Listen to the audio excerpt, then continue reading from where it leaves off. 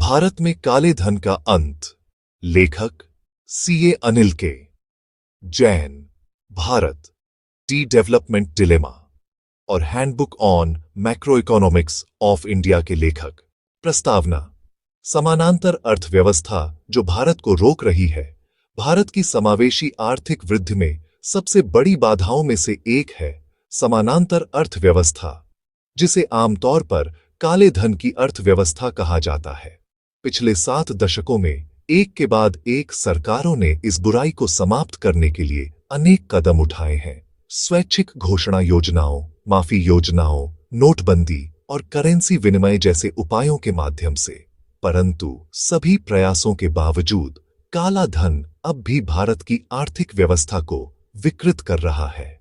मेरी पुस्तक Bharat the development dilemma में मैंने उन संरचनात्मक बाधाओं का विश्लेषण किया है जो भारत की प्रगति को धीमा करती हैं। इनमें से सबसे गंभीर है काले धन से पोषित समानांतर अर्थव्यवस्था।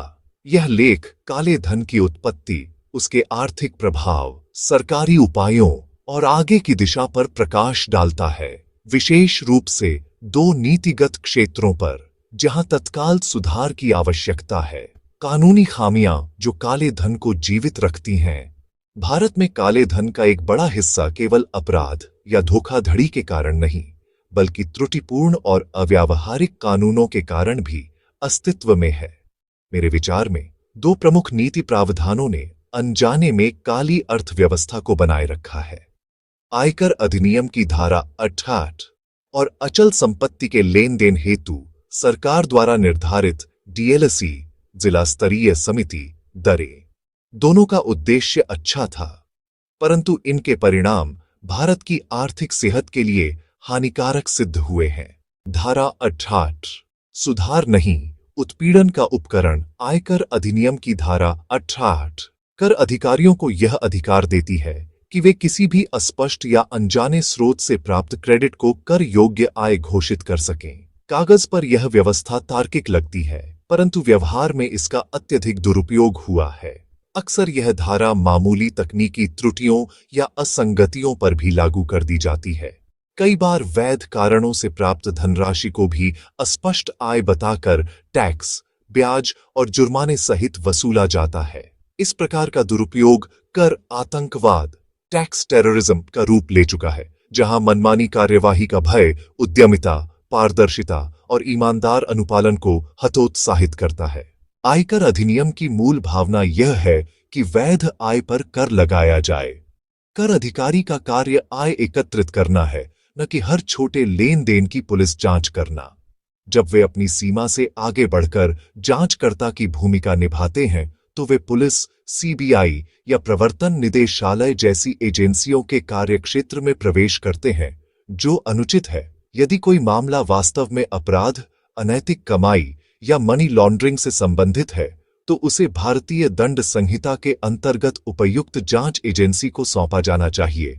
आयकर अधिकारी को कर संग्रहण की भूमिका तक सीमित रहना चाहिए। यह ओवरलैपिंग जुरिस्डिक्शन न केवल करदाताओं को प्रताड़ित करती है, बल्कि वित्तीय प्रणाली में विश्वास को भी कमजोर करती है। डीएलसी दर प्रणाली। काली अर्थव्यवस्था को वैध ठिकाना। काले धन के प्रसार में दूसरा बड़ा कारक है डीएलसी जिला स्तरीय समिति दरों की प्रणाली, जो संपत्ति के सरकारी निर्धारित मूल्य होते हैं। नियमों के अनुसार हर संपत्ति का पंजीकरण कम से कम डीएलसी दर पर होना चाहिए। सतही तौर पर यह व्यवस्था काले धन को रोकने का प्रयास लगती है, पर वास्तव में डीएलसी दरें बाजार दरों से काफी कम होती हैं। यह अंतर काले धन को वैध संपत्ति में बदलने का कानूनी रास्ता बन गया है। संपत्ति खरीदने वाला व्यक्ति डीएलसी दर पर रजिस्ट्री करवाता है और शेष राशि नकद में चुका देता है। इस प्रकार लेन देन सरकारी रूप से वैध हो जाता है, भले ही असल भुगतान में काला धन शामिल हो। यह प्रवृत्ति विशेष रूप से कृषि भूमि में देखने को मिलती है, जहां डीएलसी दरें वास्तविक मूल्य के छोटे अंश के बराबर होती हैं।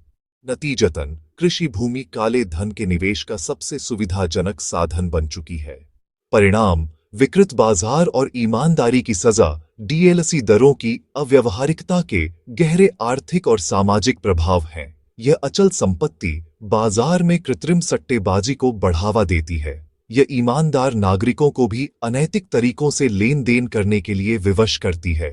यह धन असमानता को बढ़ाती है, क्योंकि अवैध धन रखने वाले लोग संपत्ति खरीद सकते हैं, जबकि ईमानदार व्यक्ति पीछे रह जाते हैं। विडंबना यह है कि जो प्रणाली रियल एस्टेट को नियंत्रित करने के लिए बनाई गई थी, वही आज काले धन को वैध बनाने का सुरक्षित ठिकाना बन गई है। व्यवहारिक समाधान। आगे की राह। समस्या की जड़ पर प्रहार करने के लिए भारत को या तो धारा 88 और डीएलसी दर प्रणाली को समाप्त करना चाहिए या उनका गहन संरचनात्मक सुधार करना चाहिए।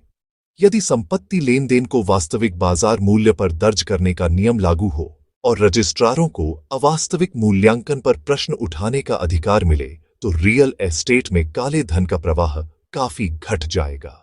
क्षेत्रीय रजिस्ट्रार, जो स्थानीय संपत्ति मूल्यों से भली भांति परिचित होते हैं, संदिग्ध मामलों को जांच एजेंसियों को भेज सकते हैं, बजाय इसके कि उन्हें कम डीएलसी दरों के आधार पर वैध ठहराया जाए।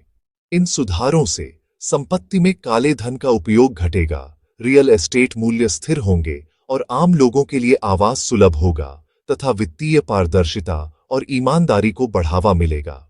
इसी प्रकार धारा 68 का पुनर्गठन आवश्यक है। कर अधिकारियों को गंभीर अनियमितताओं पर कार्रवाई का अधिकार हो, पर उन्हें मामूली या तकनीकी त्रुटियों पर करदाताओं को परेशान करने से रोका जाए। उनका ध्यान केवल आय आधारित कराधान पर होना चाहिए, न कि प्रत्येक जमा राशि की जांच पर। निष्कर्ष। पारदर्शी अर्थव्यवस्था की दिशा में भारत की काले धन के विरुद्ध लड़ाई लंबी, भावनात्मक और राजनीतिक रही है, परंतु इसका वास्तविक समाधान किसी नाटकीय कदम या व्यापक योजना में नहीं, बल्कि सरल, तार्किक और मानवीय कर व मूल्यांकन प्रणाली में छिपा है। यदि भारत आयकर अधिनियम की धारा 68 और पुरानी डीएलसी दर प्रणाली जैसे दो प्रमुख ढांचागत अवरोधों को समाप्त या सुधार दे, तो काली अर्थव्यवस्था का अंत आश्चर्यजनक रूप से सरल हो जाएगा। ये सुधार भारत में काले धन के अंतिम अध्याय की शुरुआत होंगे और भारत को एक पारदर्शी, न्यायपूर्ण और समावेशी आर्थिक भविष्य की ओर ले जाएंगे।